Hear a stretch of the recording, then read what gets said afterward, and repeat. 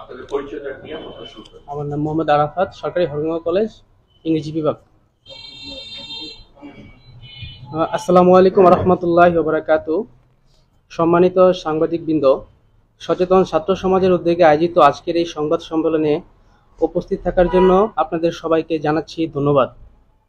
দেশের ক্রান্তিকালে আমরা একটি গুরুত্বপূর্ণ বিষয়ে আলোচনা করতে একত্রিত হয়েছি। তাবলিগ জামাত, যা মুসলিম উম্মাহর ঐক্যের প্রতীক এবং সারা বিশ্বের ইসলামের দাওয়া কার্যক্রমের অন্যতম মাধ্যম। আমরা লক্ষ্য করছি যে সাম্প্রতিক বছরগুলোতে তাবলিগ জামাতের অভ্যন্তরীণ বিভেদ সংঘর্ষের রূপ নিয়েছে, যার ফলশ্রুতিতে প্রাণহানির মতো দুঃখজনক ঘটনা ঘটেছে, যা দেশের সার্বিক স্থিতিশীলতা ও শান্তির শৃঙ্খলার জন্য হুমকির স্বরূপ। এই পরিস্থিতি শুধু তাবলিগ জামাতেরই ক্ষতি করছে না, বরং বৃহত্তর মুসলিম সমাজের ঐক্য ও সৌহার্দ্যকেও প্রশ্নবিদ্ধ করছে।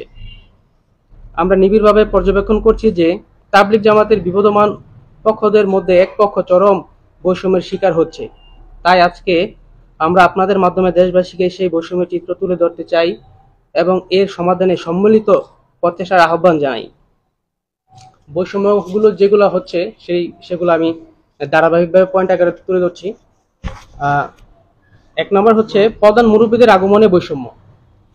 শুরাই নাজামের প্রধান মুরব্বীরা ভারত ও পাকিস্তান থেকে নির্বিঘ্নে আসতে পারেন, অথচ বিশ্ব মার্কাজ নিজামুদ্দিনের মূলধারার তাবলিগ অনুসারীদের সর্বোচ্চ মুরব্বী বিশ্ব আমির মাওলানা সাদ সাহেব বারবার বাধার সম্মুখীন হয়েছেন এবং এখনো আসতে পারছেন না। আমরা সবাই জানি এটা, যে আমাদের যে দুইটা হয়ে গেছে তাবলিগের মধ্যে দ্বন্দ্ব, সেখানে এক পক্ষের মুরব্বীরা, শিশু মুরব্বী আসতে পারতেছেন, আরেক পক্ষ আসতে পারতেছেন না। এই বিষয়টা একটা বৈষম্য চলতেছে। 2 নম্বর হচ্ছে কাকরাইল মসজিদে ব্যবহারের বৈষম্য।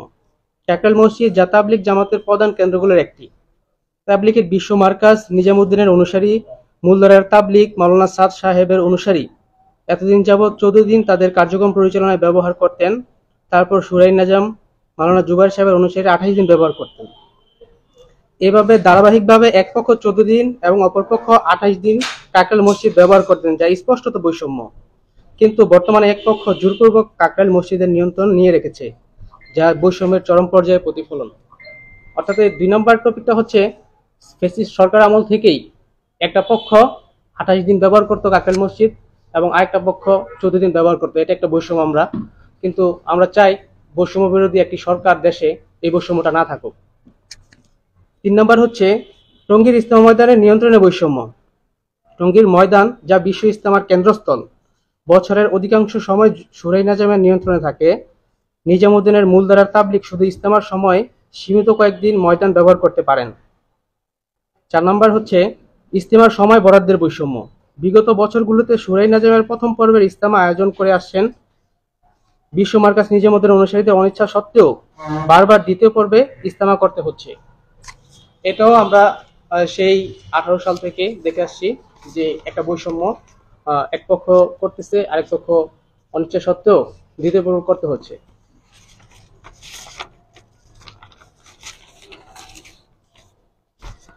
আজ মসজিদ কেন্দ্রিক আমলে বাধা প্রদান ও বৈষম্য। বিশ্ব মার্কাজ নিজামুদ্দিনের অনুসারী মূলধারার তাবলিগের কর্মীরা বিভিন্ন মসজিদে আমল করতে গেলে প্রায় বাধার সম্মুখীন হয়। মসজিদগুলিতে তাদের অবস্থান, দাওয়াহ কার্যক্রম এবং আমল পরিচালনায় শুরাই নাজামের পক্ষ থেকে বাধা প্রদান করা হয়। এই ধরনের আচরণ তাবলিগের মূল দর্শনের পরিপন্থী এবং দাওয়া কার্যক্রমের সংকট তৈরি করছে। 6. 5 দিনের জোর আয়োজনে বৈষম্য। শুরাই নাজাম টঙ্গীর ময়দানে 5 দিনের জোর সফলভাবে আয়োজন করেছেন, কিন্তু বিশ্ব মার্কাজ নিজামুদ্দিনের অনুসারী মূলধারার তাবলিগের কর্মীরা এই সুযোগ থেকে বঞ্চিত হয়েছেন। এগুলো হচ্ছে আমাদের বৈষম্যসমূহ। এখন আমরা এগুলো বৈষম্যগুলো দূর করার জন্য একটা প্রস্তাব দিচ্ছি। এই বৈষম্য নিরসনে সংশ্লিষ্ট কর্তৃপক্ষকে অগ্রণী ভূমিকা পালন করতে হবে। সাম্প্রতিক সময়ে সরকার গুরুত্বপূর্ণ কিছু উদ্যোগ গ্রহণ করেছেন, আমরা এই উদ্যোগকে সাধুবাদ জানাই। কিন্তু সম্পূর্ণ বৈষম্য নিরসনে এই উদ্যোগ যথেষ্ট নয়। আমরা চাই এই বৈষম্য বিরোধী সরকার তাবলিগ জামাতের বিবদমান উভয় পক্ষের মধ্যে ইনসাফ ও ন্যায়ভিত্তিক স্থায়ী সমাধানে উদ্যোগী হবে। তাই আমরা সচেতন ছাত্র সমাজের পক্ষ থেকে ইনসাফ ও ন্যায়ভিত্তিক স্থায়ী সমাধানের লক্ষ্যে নিম্নলিখিত 3টি প্রস্তাবনা পেশ করছি। প্রস্তাবনা 1 হচ্ছে উভয় পক্ষ যেন সর্বোচ্চ মুরব্বীদের নিয়ে যার যার কার্যক্রম অর্থাৎ জোর, ইজতেমা ও অন্যান্য আমল পরিচালনা করতে পারে তা নিশ্চিত করা। প্রস্তাবনা 2 হচ্ছে উভয় পক্ষের জন্যই কাকরাইল মসজিদ, ইজতেমা ময়দান এবং দেশের প্রতিটি মসজিদে তাবলীগের আমলে সমতা নিশ্চিত করা। প্রস্তাবনা 3 হচ্ছে দেশের সাম্প্রদায়িক সম্প্রীতি ও শান্তি শৃঙ্খলা বজায় রাখার স্বার্থে উভয় পক্ষকে একে অপরের বিরুদ্ধে কোনো ধরনের উস্কানিমূলক বক্তব্য এবং কার্যক্রম থেকে বিরত রাখা এবং 2018 সাল থেকে 2024 সাল পর্যন্ত ঘটে যাওয়া সমস্ত অনাকাঙ্ক্ষিত হত্যাকাণ্ডের বিচার বিভাগীয় নিরপেক্ষ তদন্ত করে দৃষ্টান্তমূলক শাস্তির ব্যবস্থা করা। পরিশেষে বলতে চাই, অতি দ্রুত সময়ের উপরোক্ত প্রস্তাব সমূহের আলোকে দৃশ্যমান কোনো পদক্ষেপ গৃহীত না হলে বিগত 18 ডিসেম্বর 2024 তারিখের স্থগিত প্রধান উপদেষ্টার বাসভবনের সামনে অবস্থান কর্মসূচি দেশের সচেতন ছাত্র সমাজ এবং সচেতন নাগরিকদের নিয়ে আরো জোরালোভাবে পালন করতে বাধ্য হব। সচেতন ছাত্র সমাজের পক্ষ থেকে উপস্থিত সকলকে আন্তরিক ধন্যবাদ এবং মোবারকবাদ। আমরা আরেকটি বিষয় অ্যাড করতে চাই, মানে যে বৈষম্যগুলো চলতেছে এগুলা স্বৈরাচারী সরকার 2018 সাল থেকে একটা বিবাদ হওয়ার পর থেকে এই সমস্যাটা চলতেছে। তো আমরা চাই যে এখন তো বৈষম্য বিরোধী একটি সরকার চলতেছে দেশে, তো প্রত্যেকটি জায়গা থেকে বৈষম্য দূর করতে চেষ্টা করতেছে সরকার, কিন্তু তাবলীগের মধ্যে একটি মহান দাওয়াত প্ল্যাটফর্ম পুরো বিশ্বের মধ্যে চলতেছে, এখানে যেন কোনো বৈষম্য না থাকে। আমরা চাই যেন একে অপরের সাথে সৌহার্দ্যপূর্ণ আচরণ করে সবাই এবং ঐক্যবদ্ধভাবে তাবলীগ জামাতের মতো একটা দিনী দাওয়াত প্ল্যাটফর্ম এখানে যেন ঐক্যবদ্ধভাবে সবাই মেহনত করতে পারে। ঠিক আছে, এই যে দাবিগুলি আপনাদের এগুলো জাতীয় পর্যায়ে, এটা বেশিরভাগ জাতীয় পর্যায়ে আপনাদের টপ লেভেল, মানে যারা আমরা বলি যে যারা নীতি নির্ধারক, তারা কি এই পর্যন্ত আপনাদের আমার মনে হচ্ছে যে 2টা পন্থী আছে, যুগারপন্থী, সাতপন্থী বলা হয়, এটা সবাই বিশ্বমান, তাদের সাথে কি আলোচনা করছে যে এই সমস্যা সমাধানের জন্য পুরো আপনারা আহ্বান জানাইছেন বা তারা পুরো আহ্বান জানাইছে এই পর্যন্ত? আমরা আসলে আমরা ছোটবেলা থেকেই তাবলীগের সাথে জড়িত, মানে ক্লাস 8-10 থেকে। তা আমরা এরকম দ্বন্দ্ব ছিল না, তখন একসাথেই সবাই তাবলীগ করতো। কিন্তু এই দ্বন্দ্বটার কারণে আমাদের দেখা গেছে যে এটা শুধু বাংলাদেশে চলে না, বিশ্বের মধ্যে প্রতিটা দেশেই তাবলীগের কার্যক্রম আছে। বাংলাদেশে বিষয়টা একটু কঠিন হয়ে গেছে, হত্যাকাণ্ডের মতো ঘটনাগুলো ঘটে গেছে, কিন্তু অন্যান্য দেশে এরকম নেই। আমরা আমাদের শীর্ষ পর্যায়ের মুরব্বী যারা আছেন তাদের কাছে আহ্বান জানাচ্ছি এর মাধ্যমে যেন এটা সংকটটা দূরীভূত করে দুটো পক্ষে। আমাদের একটা প্রশ্ন হচ্ছে যে আপনারা বলছিলেন যে আপনারা নিরপেক্ষ এবং হচ্ছে যে কোনো পক্ষপাতী নিচ্ছেন না এবং বিভিন্ন বৈষম্যের কথা তুলে ধরলেন, এবং সর্বপ্রথমেই আপনি একজন আপনাদের মুরব্বীর নাম কথা বলেছেন, যিনি হচ্ছে যে মাওলানা সাদ সাহেব, যিনি আসলে একটা পক্ষকে লিড করেন। আসলে আমরা প্রত্যক্ষ কিংবা পরোক্ষভাবে যদি যাই বলি, কিন্তু অপর একটা পক্ষ যিনি আছেন জুবায়েরপন্থী, তাদেরও বেশ কিছু দাবি দেওয়া আছে, তাদের কোনো দাবি দেওয়া আমরা এখানে শুনলাম না। তাহলে এখানে কি আপনারা নিজেরা বৈষম্য করলেন কিনা?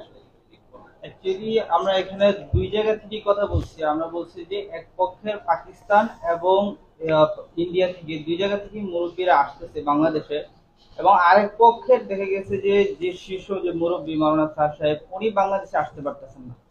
এই দুইটা যে একটা বৈষম্য হয়ে গেল না জায়গাটাতে, তা আমরা চাইতেছি যে এই বৈষম্যটা যেন দূর হয় এবং হচ্ছে যে একটা নিরপেক্ষ একটা পরিবেশ যেন চারিদিকে বজায় থাকে এবং সমতাটা যেন ঠিক থাকে।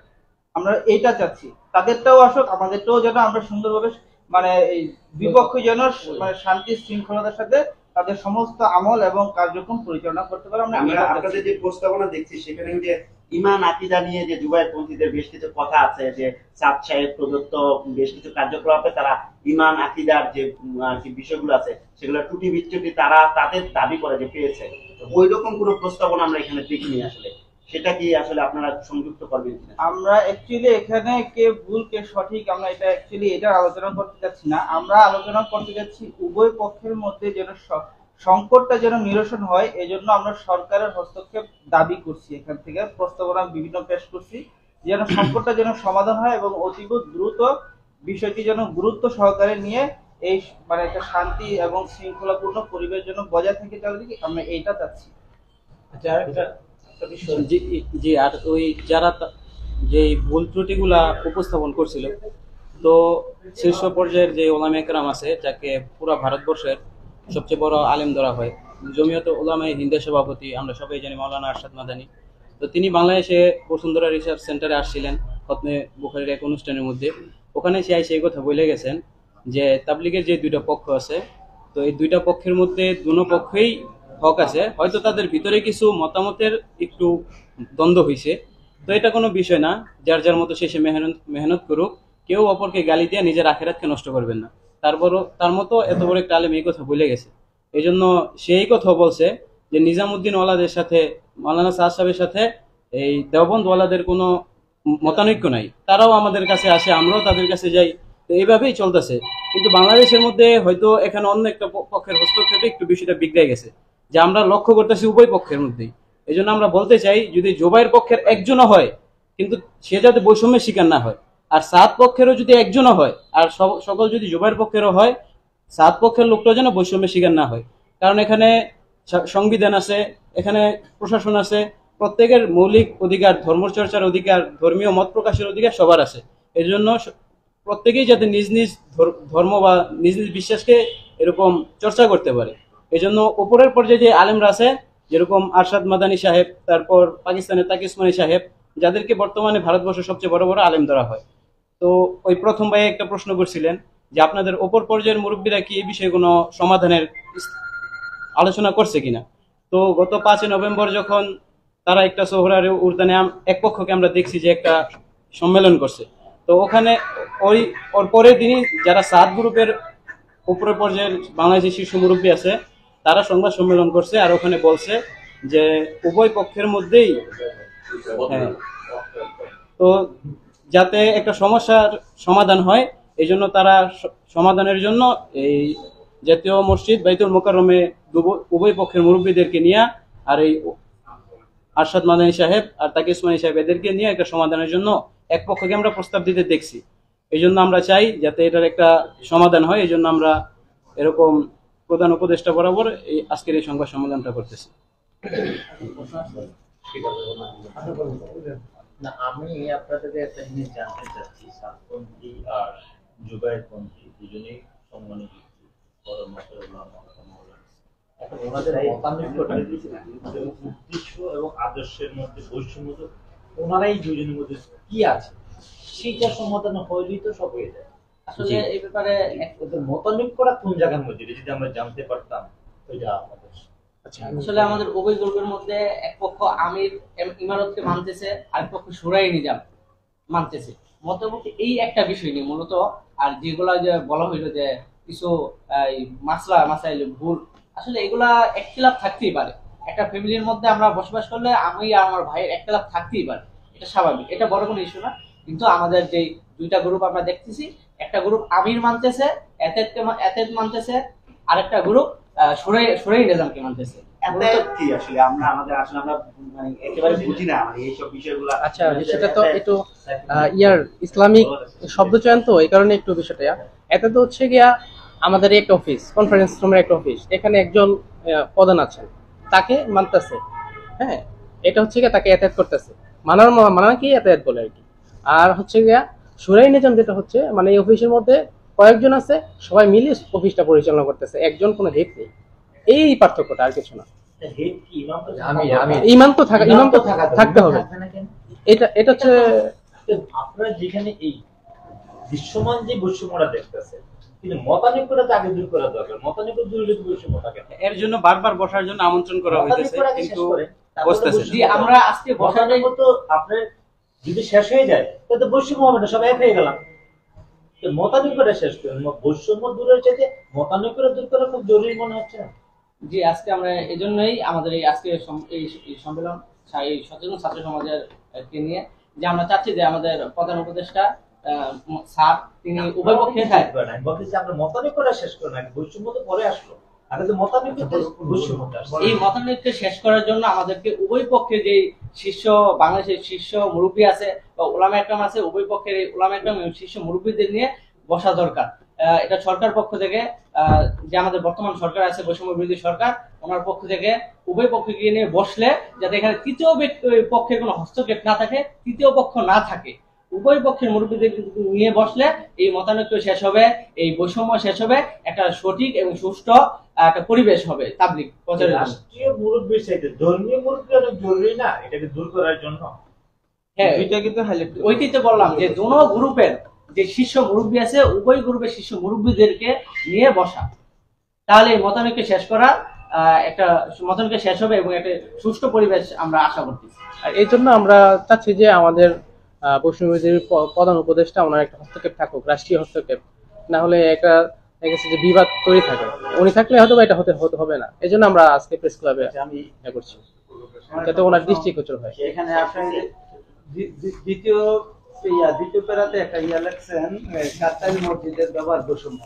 এখানে একটা লেখা আমি একটু বুঝি নাই, লেখছেন যে এক পক্ষ 28 দিন আরেক পক্ষ 14 দিন। জি, এটা হচ্ছে 28 দিন আর 14 দিন মানে 14 দিন 1.5 মাস 1 মাস। বিষয়টা হচ্ছে আরেকটা বলি, আরেকটা প্রশ্ন হচ্ছে যে পাশে ওই যে মসজিদগুলোতে গেলে বাধা দেয়, এই বাধাটা কি ওটা কি স্থানীয় পাবলিক দেয় নাকি ওই যে আপনার ওই যে দুই গ্রুপের এক গ্রুপের বাধা দেয়? আচ্ছা, এটা এই একটা আরেকটা পরামর্শ মানে আমি এটা পরামর্শ দেই, আমরা আসলে দেখতেছি দুই গ্রুপের রাজনৈতিক নেতাগণ মতো যে আসলে আমার নেতা যেদিকে যাচ্ছে আমরা ওদিকে যাচ্ছি, আমরা কিন্তু নেতা যে ভুল করতে পারে সেই সমালোচনাটা করতেছি, কিন্তু ধর্মনীতি কিন্তু এটা ইসলাম নেই। ধর্মনীতি ইসলামটা কোরআন হাদিস যেদিকে আমরা সেদিকে কিন্তু আমরা সবাই ফলো করতেছি। এই জায়গায় আমার মনে হয় যে নেতারা ফলো করতেছে, জুবাইদপন্থীদের নেতারা ফলো করতেছে, সাতপন্থীদের নেতা ফলো করতেছে, তো আমরা যারা নিচে আছি তারাও কি একটু ভুল করতেছি না এই বিষয়টা? আচ্ছা, প্রথম কোশ্চেনটা ছিল হচ্ছে গিয়ে 14 দিন এবং 28 দিনের, এটা আসলে মাসিক ভিত্তিক না। এটা যখন ওই 18 সালে একটা তর্ক বিতর্ক হয়ে যায় তখন থেকে এটা হয়ে আসছে যে দুইটা ভাগ হয়ে গেল, এক পক্ষকে 14 দিন এবং অন্য পক্ষকে 28 দিন ব্যবহার করতে দিত। অর্থাৎ আপনার মাওলানা শাহ সাহেব ওনার অনুসারীরা যখন 14 দিন এক মাস না, এটা বিষয়টা মানে 14 দিন ব্যবহার করার পর ওনারা আবার 28 দিন ব্যবহার করতেন। এটা হচ্ছে গিয়া একটা বিষয় 18 সাল থেকে শুরু হয়ে আসছে এটা। তো আর দ্বিতীয়ত হচ্ছে আপনার কোশ্চেনটা ছিল যে সর্বোচ্চ পর্যায়ের মুরব্বীদের যে বিষয়টা, এটা আসলে সত্যি কথা বলতে আমরা ছাত্র হিসেবে খুবই দুঃখজনক ঘটনা যে 18 সালে হত্যাকাণ্ডের ঘটনা ঘটছে এবং 2024 সালেও আমাদের দুই পক্ষের বিবাদের কারণে রক্ত ঝরছে। তো আমরা এইগুলা চাই না, এই জন্যই আমরা চাই যে দুই পক্ষ যেন একত্রিত হয়ে আমল করতে পারে আগের মতো, কারণ এটা ইসলামিক, আমাদের সবারই উদ্দেশ্য আল্লাহকে রাজি খুশি করা। এখানে রাজনৈতিক কোনো স্বার্থ হাসিল করতে কেউ আসেনি। তো এখানে যদি কেউ রাজনীতি, আমার মনে হচ্ছে যে তাবলিগের মধ্যে কেউ রাজনৈতিক উদ্দেশ্য প্রতিফলন করার জন্য ঢুকে গিয়েছে, এটা এই কারণে এই সমস্যাটা বাংলাদেশ। আমার প্রশ্নটা মানে এটা